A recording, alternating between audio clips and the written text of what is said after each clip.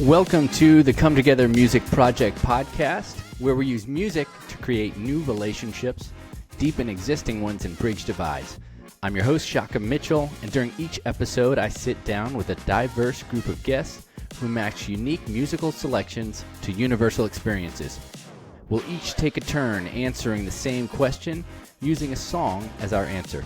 It's always a good time, and I encourage you to pick your own songs as we go through the episode. I think you'll find that we have more in common than meets the eye. Well, I want to go ahead and get started and say that I met our first guest, Matt Hawkins, in a time before time, the late 1990s. And that was when we were students at Belmont University in Nashville. Now, Matt is originally from West Virginia, but he's a longtime Tennessean now. He's a husband, father, and Christian. He believes there are better ways to fuse religion and politics than what we currently experience, and he works on improving that ecosystem at IRF Secretariat, where he's the executive vice president. Matt, thanks so much for being with us today. Thrilled to be here, Shaka, and thrilled to be reconnected with a fellow Belmont alum. I can't believe you cited our dates. That's in the 1900s. Goodness gracious! I know. Gen X for the win. Gen X for the win. No, thanks so much. Go Bruins. Well, our second guest was actually introduced to me by Matt, and maybe we'll hear a little bit more about how they first connected in a little while. But JT Pinna is a former national security shadow runner turned small batch baker. These days, instead of classified briefings and cigars with warlords, he is part of the Hudson Valley Cafe culture. He's the founder and executive director of Muslims for Muslims. JT, thank you so much for being with us. No, thank you for having me. I appreciate it. It's nice to see Matthew. Earlier we were talking about how I haven't shaved in 10 years, and so I wasn't sure if he recognized me at all. I wasn't sure who was coming on screen. I told him, I almost committed a hate crime because I told him he looked less Muslim. Oh my gosh! Okay, so give our listeners a little bit of how you two first became acquainted. It's Matt. You want to start with this one? I'll start with it. We met in Washington, D.C. I was working for the Southern Baptist Public Policy Office, and I'll tell John what he was doing at the time. But we engaged and first met in the context of advocating for international religious freedom, which is a both niche and also big global-sized issue. And that's kind of where we started. I participating in that space as a Baptist and broadly evangelical, and JT participating as a Muslim, and we connected, and it's one of those things where when in Washington you start seeing the same faces and same names and same organizations in different rooms, and over time you just develop friendships and relationships, and JT and I started having coffee and lunches together, and it kind of developed in we were just curious about each other's respective tribes, I think, right, JT? So when I had questions about Muslim stuff, I'd go to JT, and when he had questions about evangelical stuff, he'd come to me, and there were times when we could collaborate, and there were times where we couldn't collaborate, but that kind of thing developed over several years, and I'll shut up there for JT to add some color commentary.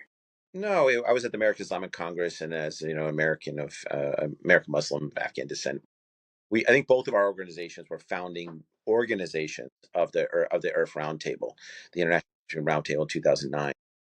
You had a lot of closed door meetings on how to support each other, and how to all right, maybe this word in this letter needs to be changed, and then I can support it, or how do we help each other to gain ground, because First Amendment rights are really important to everybody. Religious freedom is the freedom to believe, not believe, and change and choose, and both of our organizations felt that way. So it was pretty cool. But I think my first question was, the Southern Baptist Convention, you guys are really organized. What's going on with the Northern Baptists? Are they a thing? Yeah, what about the Eastern Baptists, Western Baptists? Where do they stand in this? Yeah, where are the four winds of the Baptists? Where are they, and how they organize? How can the South by Southwest Baptist? Right. Right.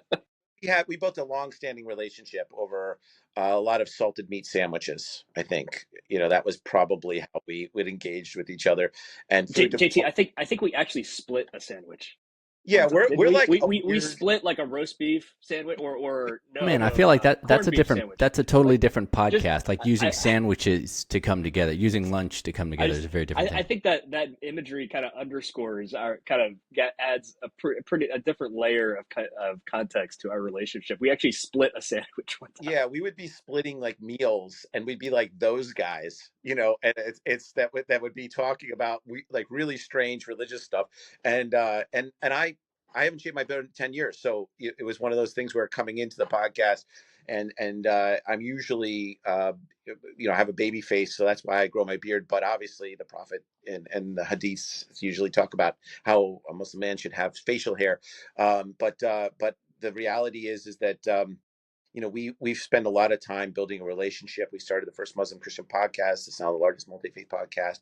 And so we've had a long-standing relationship. So we appreciate you having us on. And just a note about the Crossing Phase podcast, which JT and I founded, and he continues today, was largely basically kind of dragging those private conversations into public to show. So very much in the spirit of the Come Together podcast, we were trying to just model and show folks a way that we could be friends, even though we have pretty distinct differences across a lot of things.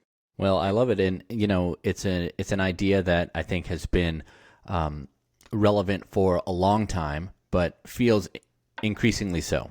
Increasingly relevant, and thinking about that time in DC, I asked you guys to think about those early days, maybe the late days when you were working in the Washington DC area, and so. I'll kick us off, but I asked us to think about a song that kind of reminds us of that city, reminds us of that time. And so I'll jump in first. I picked a song called You Ain't Big by Rufus Wainwright. Don't know who you are unless you made it in Wichita. Gotta get back to Kansas, or at least southern North Carolina. You ain't big unless you're big in Mississippi. Don't know who you are unless you made it in Topeka. Gotta get back to Kansas, or at least southern West Virginia. I picked that song, You Ain't Big, because, I think when I think back to my time in D.C., everybody, I mean, I don't know if I had ever been around such a concentration of like type A folks in my life, right? All of a sudden, just everybody Everybody's you met. achievers. Yeah, everybody you met was like, well, when I was class president, and I'm like, oh, okay, cool. It had just such a concentration of all these folks who were a big deal in whatever sort of small pond they came from. And then you come to DC and everybody's looking around and you're like, oh, well, wait a minute. Maybe I wasn't such a big deal, right? Maybe I wasn't such such hot stuff in, Powder Springs, Georgia, which is where I went to high school. But I also remember thinking, oh boy, there are a lot of people who are here who want to be a big deal too.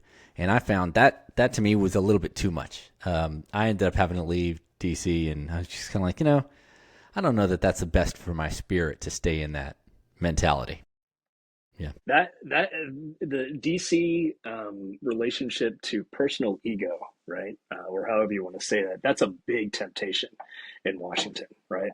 I think when I left DC, that was something I wrestled with too. I was like, or maybe considering leaving, I was like, realized how even as much kind of Christian training and church time you get and discipleship training, like there, once you try to leave that kind of space, you start to wonder, oh, how Was that much healthy?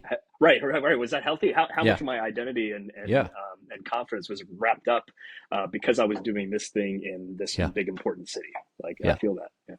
Yeah, I mean, I think it's tough. I think people send their smartest, most intelligent people there to represent their business, corporate, or state or governmental interests, and so you have that idea of tangoing with some of the really important people in the sense that they're representing issue based or constituency based stuff, and so my experience is a little bit different. I think that it's a very predatory environment where you have people that the first thing they ask is, what do you do? And what do you, That's you right. know, first thing that's asked. And then from there, there's a, you get into this strange space where I think your song is really interesting because you get in this strange space. So I left, and I always figured I went to Afghanistan, and I spent a few years in Afghanistan and then came back. And when I left, I said, well, you could always come back and plug in.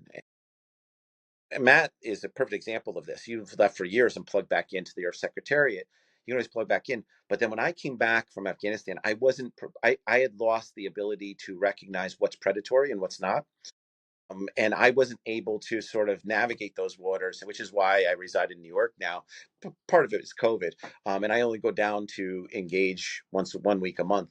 And so I think that challenge of being able to swim in those waters Hmm. is tough to navigate, and I Hmm. think both of you guys can attest to that. Yeah, yeah. Well, JT, let's jump to you. Tell us what song you picked. We'll listen to a little bit of it, and then you can tell us why. Virus by Deltron 3030. All right. Here's Virus by Deltron 3030. Let's do it. Global controls will have to be imposed, and a world governing body will be created to enforce them. Crises precipitate change. This is definitely part of the underground. Secretly plotting your demise. I want to devise a virus to bring dire straits to your environment. Crush your corporations with a mild touch. Trash the whole computer system and revert you to papyrus. I want to make a super virus strong enough to cause blackouts in every single metropolis. Cause they don't want to unify us. So fuck it. Total anarchy and can nobody stop us. Okay, that's going to require some explanation. Talk to us, JT. Well, so when I'm always there in DC, I'm always representing on the civil society side, representing underdogs and special interests. I work very closely with a lot of civil society individuals, and usually we're coming in with not only as the underdog but with limited resources, and so the challenge is that you can get very frustrated with the bureaucracy, and I think social protest music really Hmm. fits Hmm.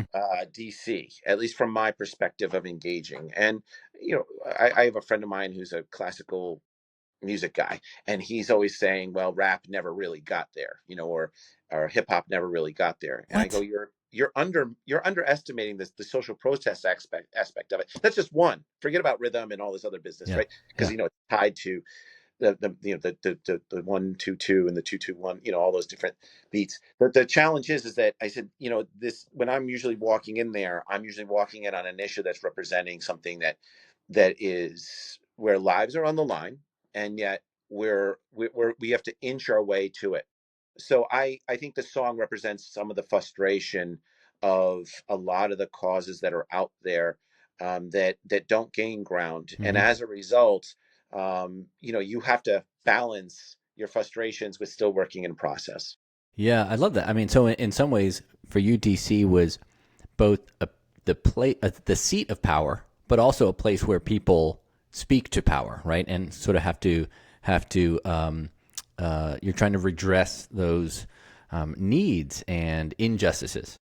Yeah, and on one side, you're dealing on the national security side. We have a lot of wins. We're doing a lot of great stuff, because you're defending the republic, And then on the other side, you have the civil society, a lot of organizations and individuals that are trying to gain some air and try to just get to shore, and so and when that distance is very short and they still can't get to shore, it's frustrating. And so and in regardless of what you're representing, I mean, a good example is Matthew's and I relationship is because we both were trying to solve critical problems for vulnerable populations all over the world, even though at some points we might still be safe, and you're dealing with these bureaucracies and these technocrats, and it's kind of like a little bit. So the song Delta 3030, they're an interesting group. They sing as though they live in the future and are talking about space stations as a metaphor,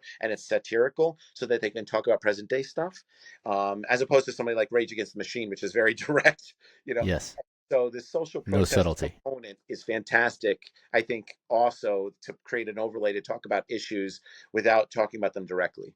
And so I thought that was the first song that came to my mind, which I hope that doesn't put me on a list somewhere, because we're not starting any viruses. That's right. We're not actually starting supervisor. I have no chemical skills at all. So yes, we'll put the disclaimer in the show notes. I thought my choice of song was dark for this topic. Man, JT just kind of drove a stake. No, he sort of took us there. Yeah. So Matt, why don't you introduce your song? We'll listen to it, and then you can come back and tell us a little bit of why you picked it. Sure thing. It's Eminence Front by The Who. Let's do it.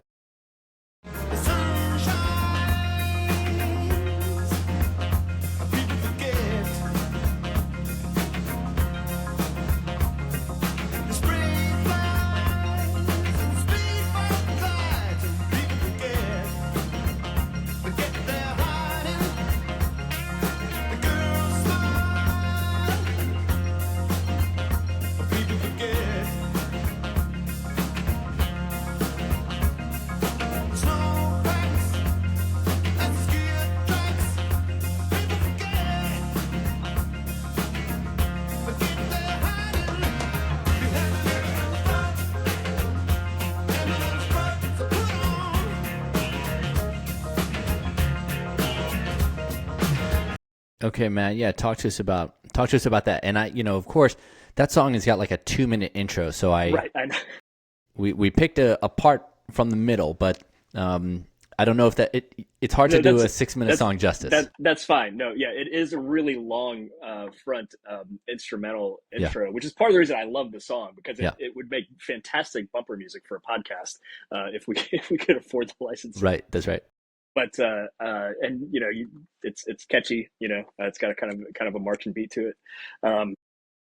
The song is not expressly about politics or anything, but it has themes of superficiality and greed.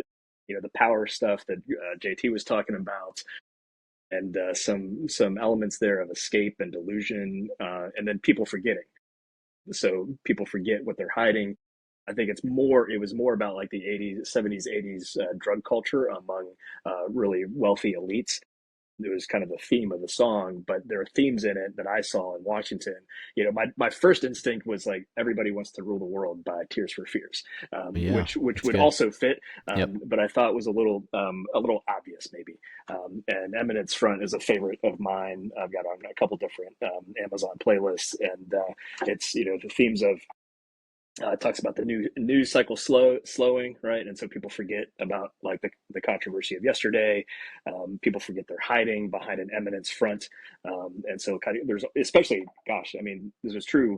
There's always truth about this in politics generally, but especially in the last number of years, how much facade is up, regardless of which party you're a part of or how you're viewing the media, and trying to like clear behind what's really behind the front of what we're seeing, and not, you don't have to be imbibe on any kind of conspiracy theories. It's just like stuff changes, and so politicians will say one thing one day.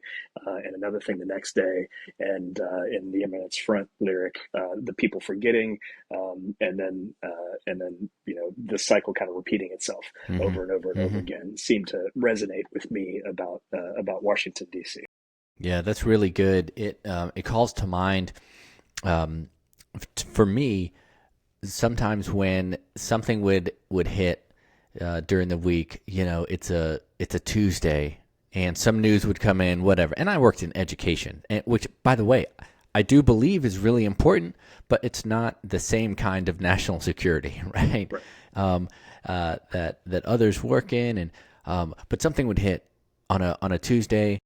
All of a sudden, everybody is like hair on fire, and you're going crazy. And then by the next Tuesday, you go, "Hey, what was that thing again that happened last week?" Right. Oh, right, because the weekend happens, and you're still going to power down your computer.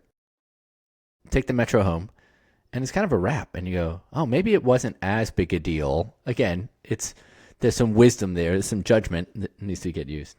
Yeah, why were we all panicking last Tuesday and Right. staying after work late and in front of our email and checking X and Well, so that we could send out a press release that nobody would read. right. Right. Exactly. I will say before we assuming you're going to move on at some point, before we completely leave the whole DC thing in a dark, murky area, there are challenges there, but that all three of us witnessed at some level or another. I was yelled at in a Senate office building one time. That was fun, but in a group of people. One of my takeaways from DC was there were a lot of great people working in some even within the bureaucracies, trying to do their best.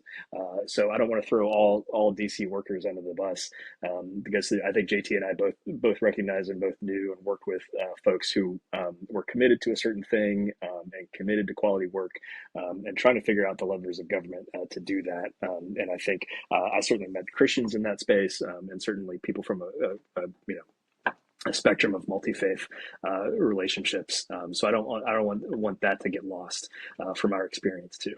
No, I think that's a really good word.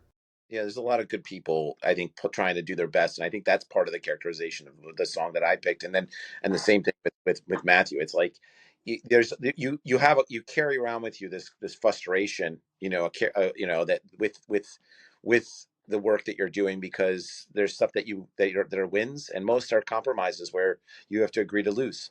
And so I think a lot of people are sort of have that sort of collective trauma, that are Yeah, walking yeah, scooters in DC. yeah. That's exactly right. Well, let's take it from this sort of more macro city level to something a little more personal. I asked you guys to think about a song that reminds you of a best friend. And this time, JT, why don't we start with you? Why don't you tell us the song you picked? We'll listen to some of it, and then we'll hear why, and maybe a little bit about who.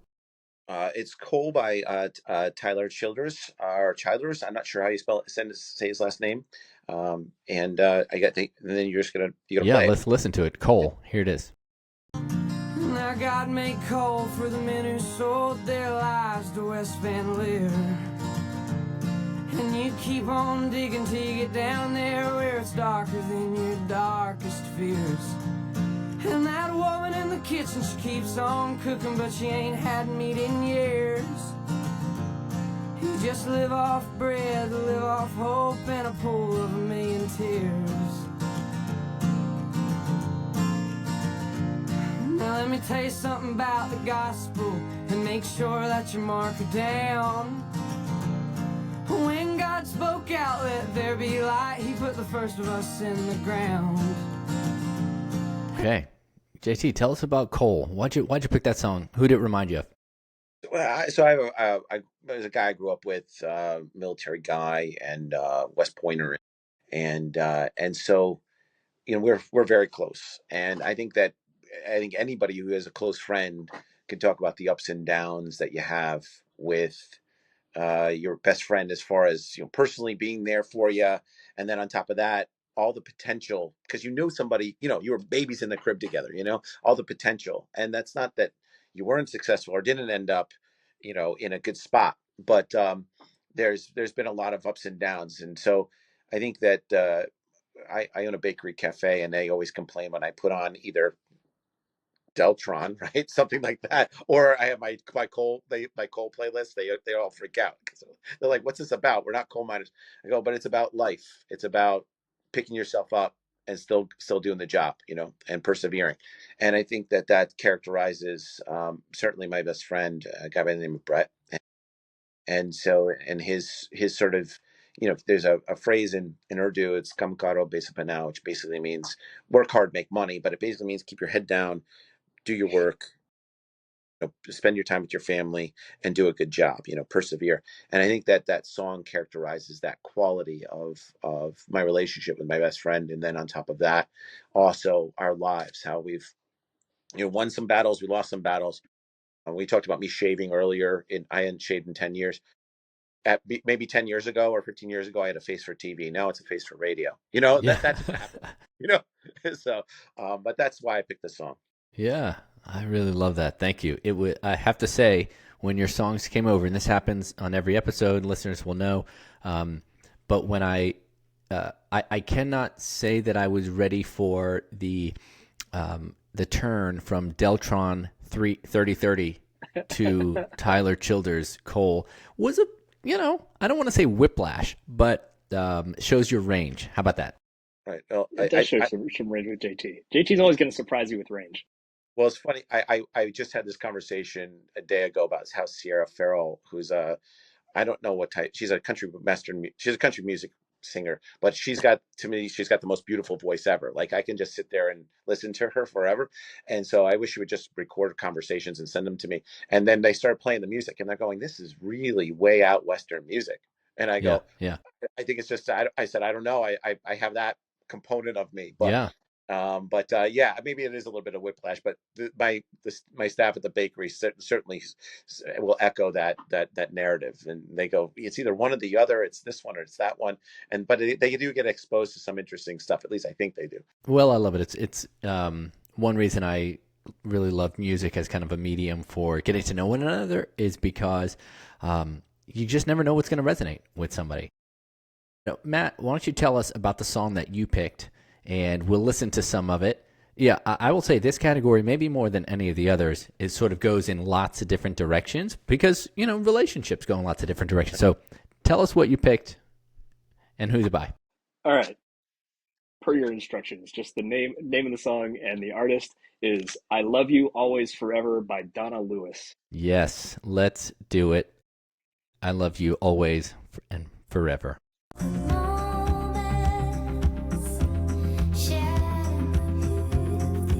I knew this song, but hadn't heard it in years, by the way. It's a Belmont era. It's our Belmont era song. It's like 96, 98.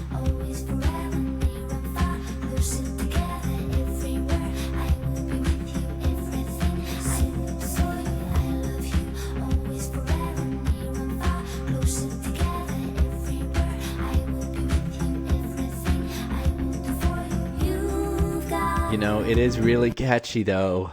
It's catchy. It's happy, right? It is super happy. On and your pastel spandex. Right.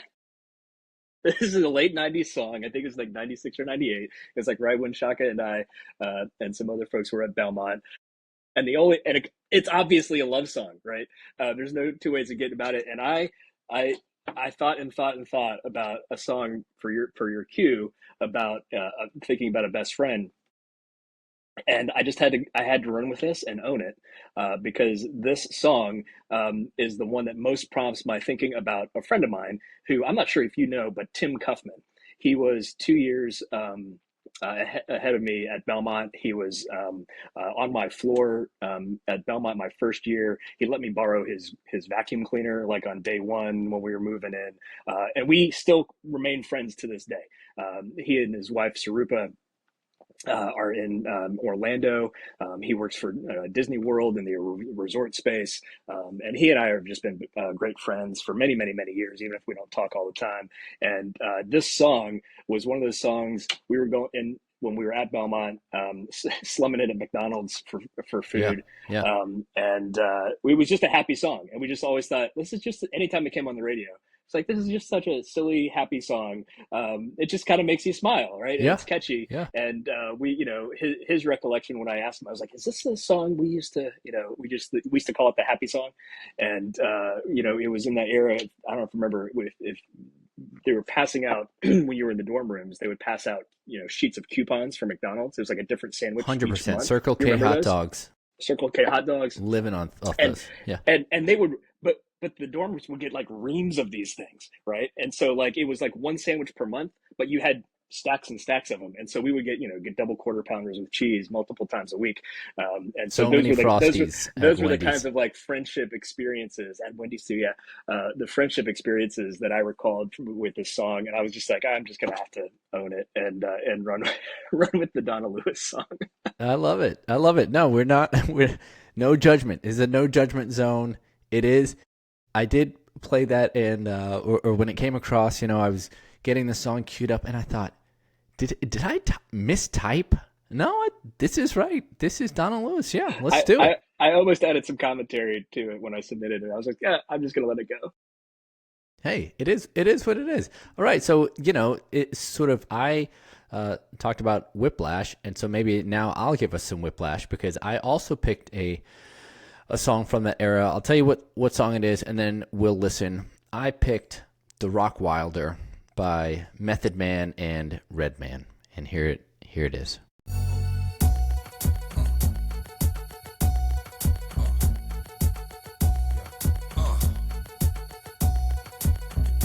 Microphone checker, swinging sword lecture, closing down the sector, supreme neck protector. Better want him, kid, Mr. Mepsa. Falling pop, about to blow his lid from the pressure. Too hot for TV, for cheesy. Too many wanna be Harvey Easy. It's all in together, going all out together. It don't take much to please me. Still, homes are never satisfied like the Stones. We don't condone writing, see them selling crossbones. Protecting what I'm writing, don't clash with the Titan. Who blast with a license to kill rap recitants. Yeah. Come on, in the zone with your nigga from the group home to Cal.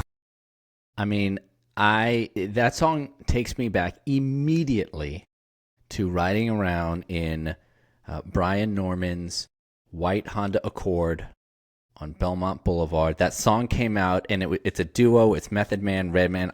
I was Method Man, obviously. He's better looking. Brian was Redman, so he takes the second verse. And, it's just one of those songs where we could just kind of vibe to it simultaneously, right? And this is sorry for, again, so many Belmont references. I don't usually do this, but this is also the Napster days, so I'm sure that I had burned this song to a CD, like absolutely, because that's what you did. Yeah, we were burning CDs all the time, sure. Yeah, so we had that on a burned CD. Would put that in his Honda Accord. Probably the CD player in that thing was the most valuable part of that little car, and we just roll. That's awesome. Yeah, and Brian's still a dear friend, and he was the best man in my wedding, and lives outside Nashville now with his family. And yeah, but when I hear that song, it's on a playlist here or there, whatever, that's immediately takes me back to that time with him. Yeah, that's interesting. You're talking about car cruising, because when the second you said that, I immediately thought of a song, and I'm going and that reminded me of another friend of mine that we would cruise. And it would always come on. And that's an interesting sort of genre of thought of, your best friend, but then you also have car cruising, because car music is its own thing. It really is. And there's this idea that every memory has a soundtrack, right? And I think when you combine that with place as well, right? It's why you can think of some road trip songs, and you can think of, not only was I at this place or this part of the country, whatever, but I was with these people, and then the music, and all of a sudden, right, it just takes you back there. It's pretty amazing. Well, let's do our closing category, and Matt, this time we're going to start with you. And the closing category is one that, I really think, again, we just kind of need these days. I asked you to think of a song that encourages you to be hopeful. So tell us what you picked, and then we'll listen to a little bit of it. I chose "How Good Is That" by Old Dominion. All right, let's do it.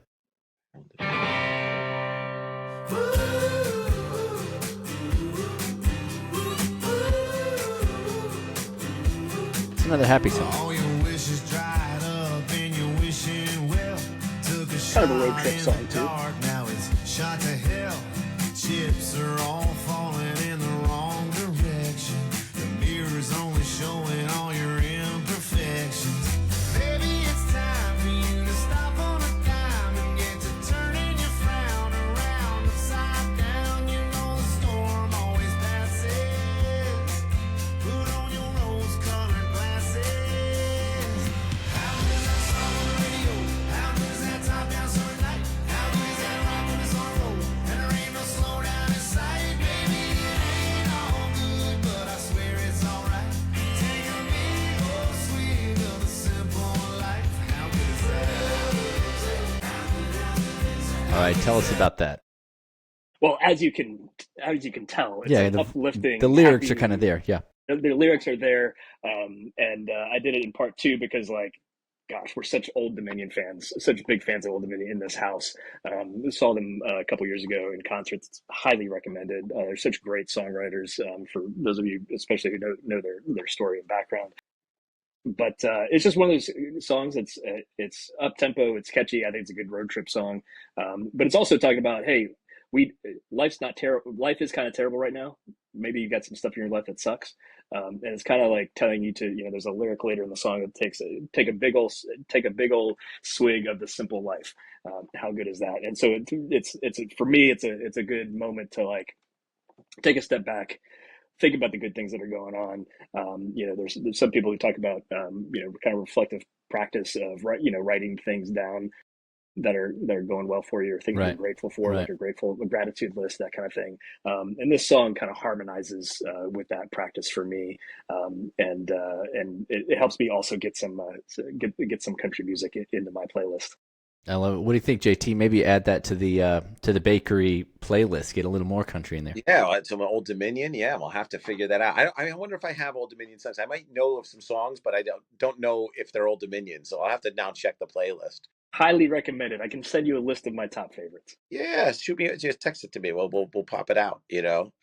Anything that'll allow me to disrupt there's a lot of emo music that's being played at the yeah. And some of it I don't know. I'm like, I was listening to this lady and I go, God, this one's really not good with relationships, and it was Taylor Swift. I was like, this is, and I was like, who is that? And they're like, you don't know who she is? And I go, I don't know what we're talking about. Well, it's really bad. JT, you're gonna get this whole show canceled. You can't say that. You can't say. I didn't say she was a bad person. I just like, there seems to be a lot of relationship issues. I was like, is anybody still going out with her? Like, I was like, do we need to like intervene? And like, she's apparently super famous, so I have no idea.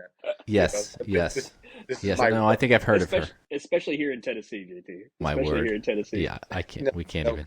Like, if it's breakup music, it's not in my business, So okay, well, hey, then that's a great segue, because I'll tell you the song that I picked that sort of encourages me.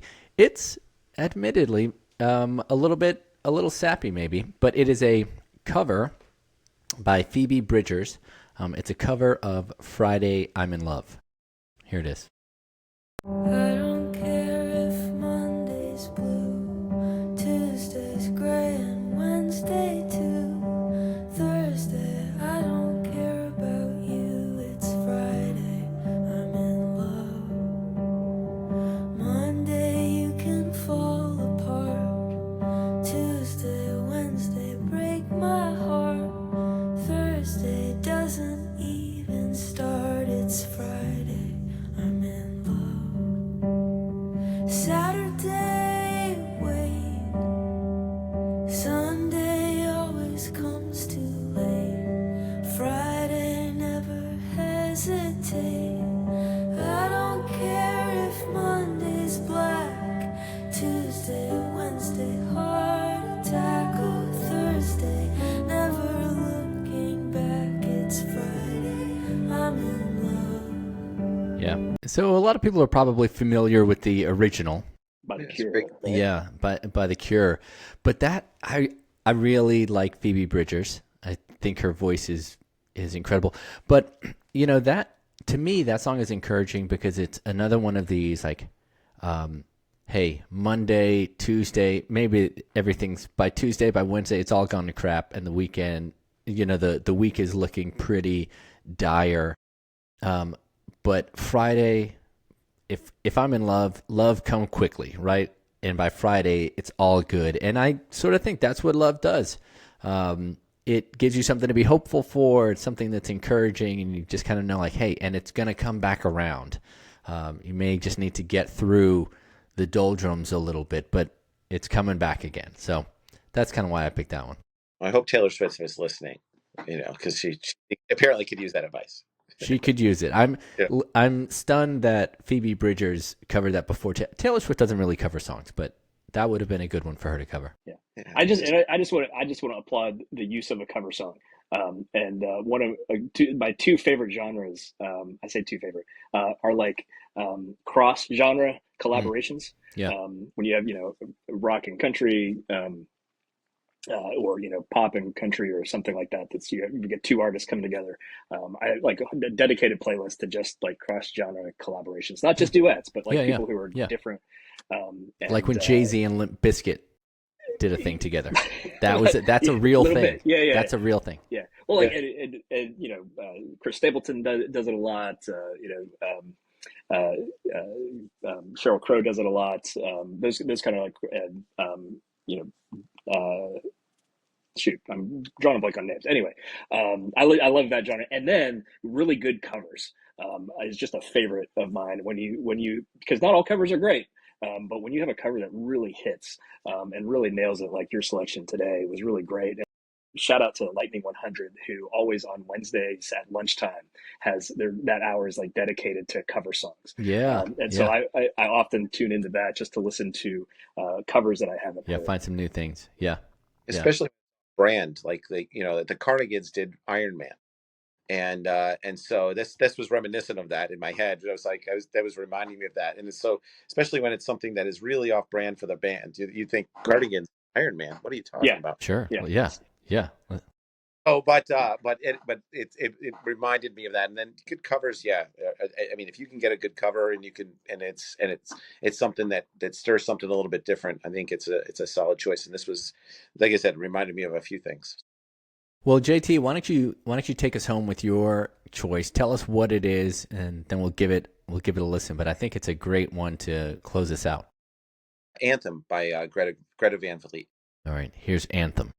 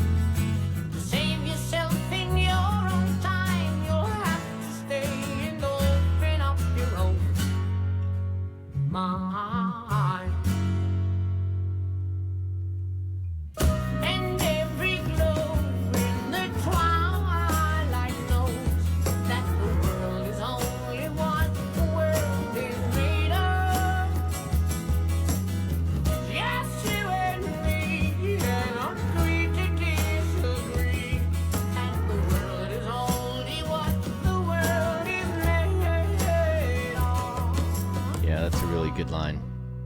Okay, JT, tell us about that song. Great selection. Yeah.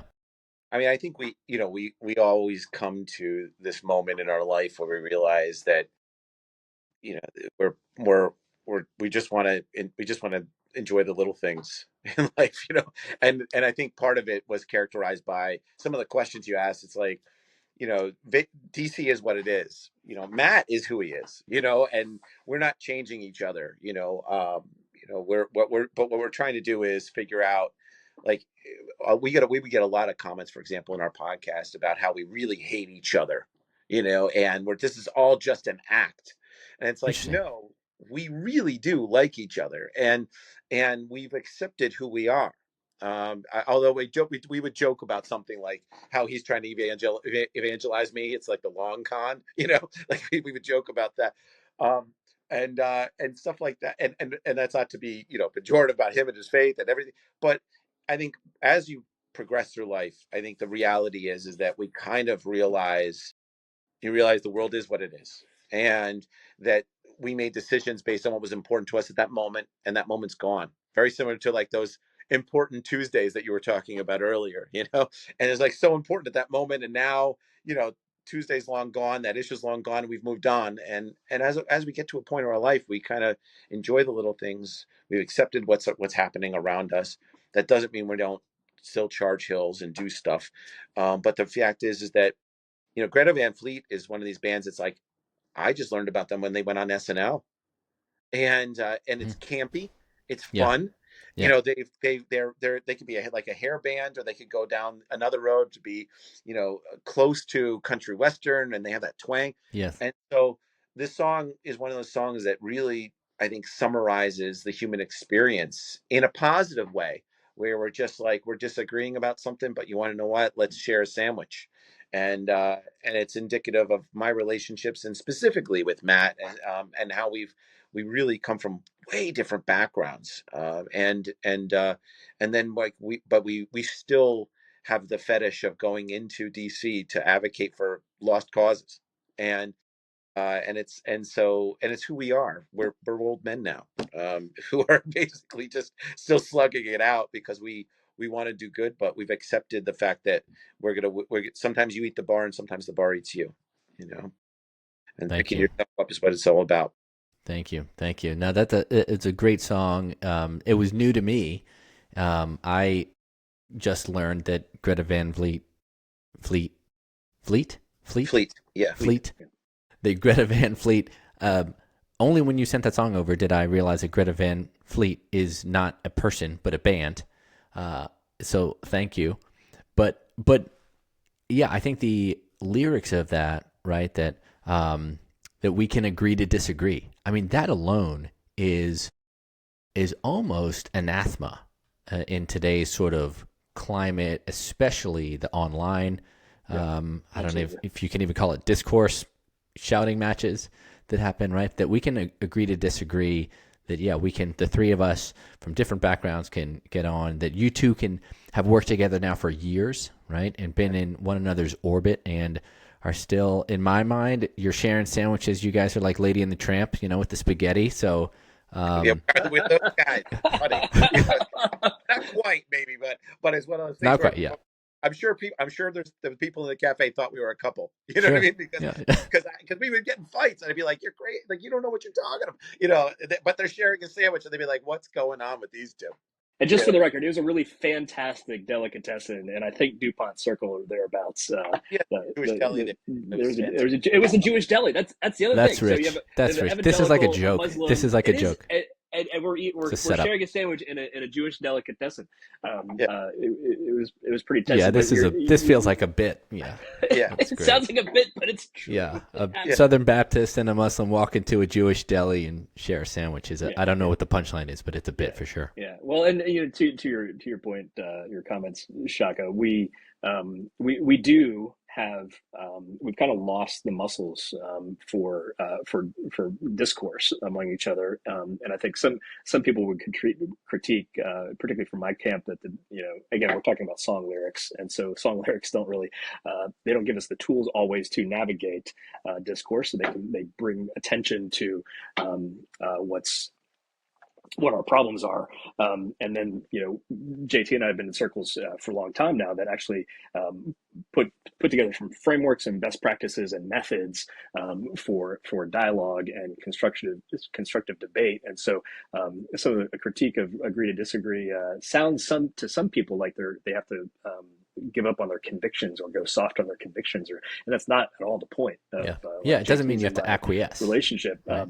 But we do want to engage each other in a way that from a Christian perspective is an extension of love of neighbor, and then also from just an American perspective, we're in part of this big experiment of self-governance, and we have to be able to dialogue with each other and work together, because the alternative is really not that great, and pretty scary.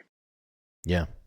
Well, I really appreciate that. I mean, I also think another element here is just the humility that it takes, right, to be in those conversations, because forcing people to think what you think is sort of the opposite of a more humble posture, to go like, yeah, we're gonna just dialogue, and I don't know how long this might take, and I'm not quite sure what will happen, right? But it takes a humility.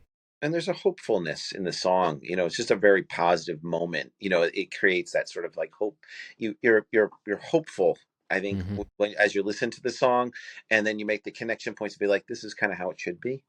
And so when I listen to that song, which is quite a bit. I think these 3 songs, I'm the number 1 listener on Spotify.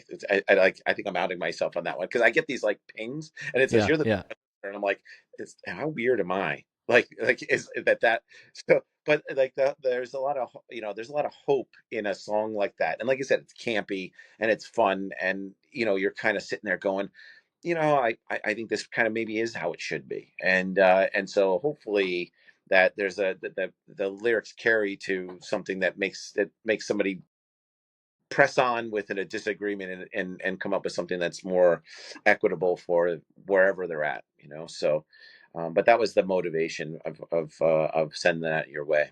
No, I love it. Well, guys, we're coming on time, but I want to ask you really quickly, as I always do when I close these podcasts, if you heard something today, if something comes to mind that just really surprised you. Now, I know you know one another, so maybe there were fewer surprises, but I'm sure that there was still something that you heard that surprised you. Matt, anything come to mind? Yeah, so JT and I have known each other for a long time, and so I'm familiar with the depth and breadth that is JT Pinna, and have had a lot of fun. But anytime I learn something new about him, the specifics are still surprising. And in this case, his citation of Cole by Tyler Childers was pretty impressive. I had enough of understanding of him that he, like me, shares a broad appreciation for a broad spectrum of music, and even country western. But the fact that he selected coal, number one, I grew up in West Virginia, and Yeah. that's coal mining country. Yep. Any way you cut it, so that it would dovetail with that history. And then number two, a song that is so expressly has some expressly Christian lyrics in it. It's Yeah. literally. He says, "Let me tell you about the gospel." Let me tell you about the gospel. Yeah. When God spoke out, let there be light, and I was like, JT, are you okay? Are you under duress? Are you coming into the evangelical space? I just asking the question. So that kind of surprised me with a good deal of happy surprise. We didn't tell JT that this podcast was really an intervention. Right. Well, maybe I'm intervening on you, so maybe we need to bring the gospel out a little bit more, but I mean the song says, "And we'll keep digging till the coming of Lord Gabriel's trumpet sounds." I'm not sure I've titled Gabriel Lord in my theology in practice, but it's in the lyric. Fair. Well, JT, what about you? What's something you heard that maybe surprised you? Well, I think that I'm more esoteric in my approach to the question. Matt and I have a tendency to, so there was a part where we were just serious about all kinds of issue-based and consistency-based things that we would be talking about. And in recent years, we've obviously gotten more casual in our conversations, but we've never really spoken about music, and we've never really gotten into like ideas and motivations behind things. And so I think I would be mischaracterizing when I approach this. I did think I gave you three choices where I didn't even think about it, and they were the first choice that came in, and they really are. Like I said, if I think you could go onto Spotify and find out who's the most listened, I'm going to be in the top 10 for all three of those songs. So they are. It is true. In the same respect, a lot of them characterize. I think the same thing, and maybe I'm putting words into Matthew's mouth, but the same thing would happen when it came to like the same questions, at least questions that were answered to him. It's like, I was considering, I think in the back of my mind, maybe it wasn't a primary, secondary, tertiary, but it was maybe number 4 or 5, whereas like there was a Matthew-esque component to it. So I know I joke about him being, related to the Mothman because he's from West Virginia. He's got maybe 2 or 3. So maybe that was somewhere back there. Yeah, but you're saying he was sort of, there might have been an influence or an overlay. Well, I think he was certainly in orbit, maybe not close orbit, but farther orbit. But I think that learning a little bit more about what he's listening to, Old Dominion. Now I'm going to go and listen to some Old Dominion and see what's going on, and then be like, that's why he made that decision with this religious freedom. Because that's what I'll do. Like, arbitrarily. Sure. Always looking for coding. Yeah. That's great. So it's just, but like now I know something about a buddy of mine and a colleague who I didn't really know before, and the fact that we're just having this conversation, and we're, Shaka, you're new to me. You're an old friend of Matthew's. This is being brought into a very intimate conversation about music, and then I'm learning about Belmont and this and that. These are really kind of sexy conversations that you don't really get it. You only can. It only can happen organically, and that is very meaningful for me. I've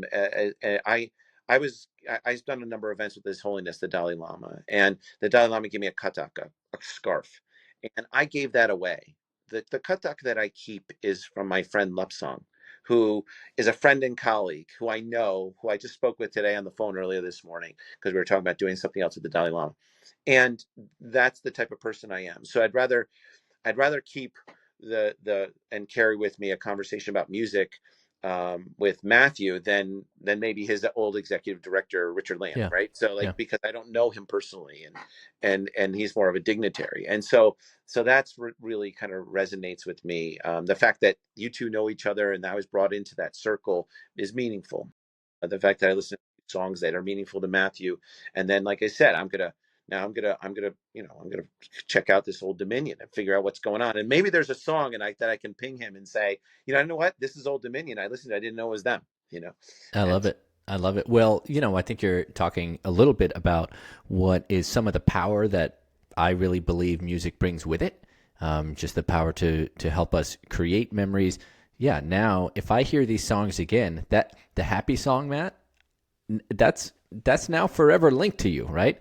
Right. And that's what music does. I really do appreciate you two coming on the show with me and speaking a little bit. For folks listening, this has been an episode of the Come Together Music Project podcast, where we use music to create new relationships, deepen existing ones, and bridge divides. I want to thank JT Pinna, Matt Hawkins for being with me today. If you like the show, please do share it with a friend. Check you later.